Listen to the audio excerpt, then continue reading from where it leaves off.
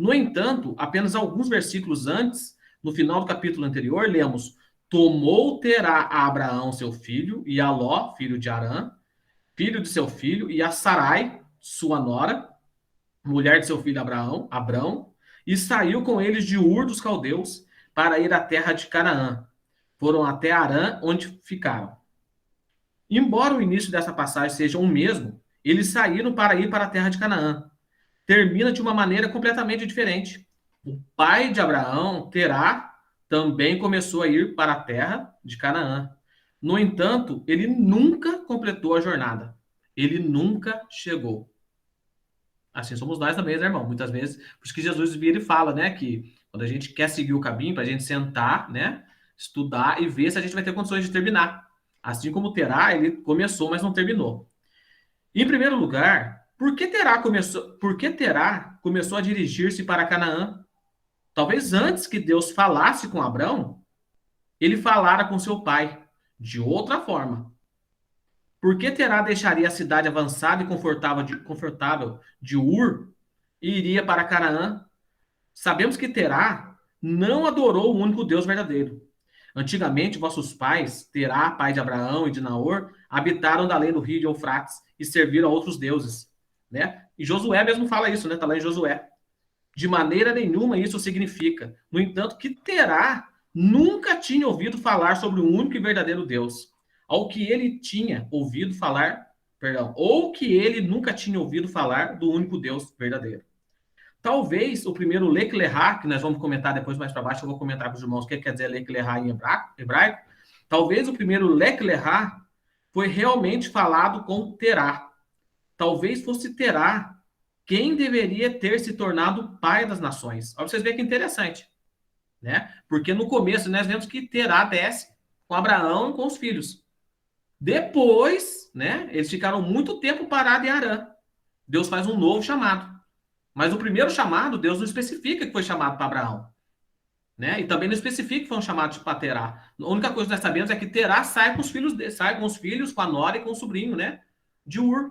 Então, com certeza, Deus tinha feito um chamado para Terá, né? Porque Terá não ia sair de lá.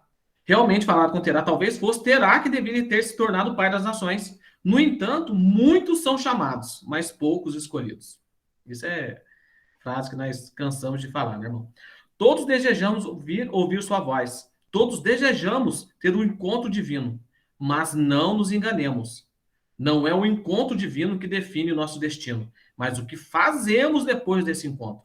Não basta ser chamado, é preciso permanecer fiel a essa chamada.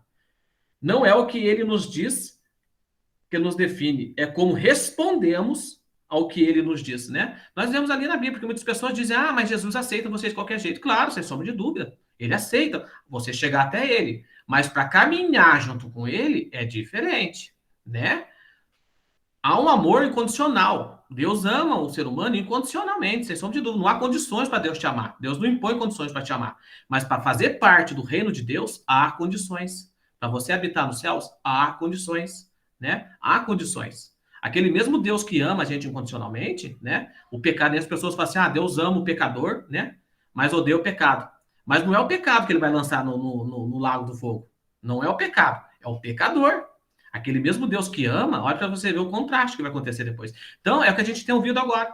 O culto ao ser humano, né? Porque o que fez o homem, né, chegar até Babel foi o culto ao ser humano. Eles não queriam mais Deus. Eles queriam cultuar eles mesmos, né? Tanto é que nós vemos lá os gregos, né? Começou essas imagens bonitas, né? Essas estátuas bonitas com os gregos, porque eles cultuavam eles mesmos.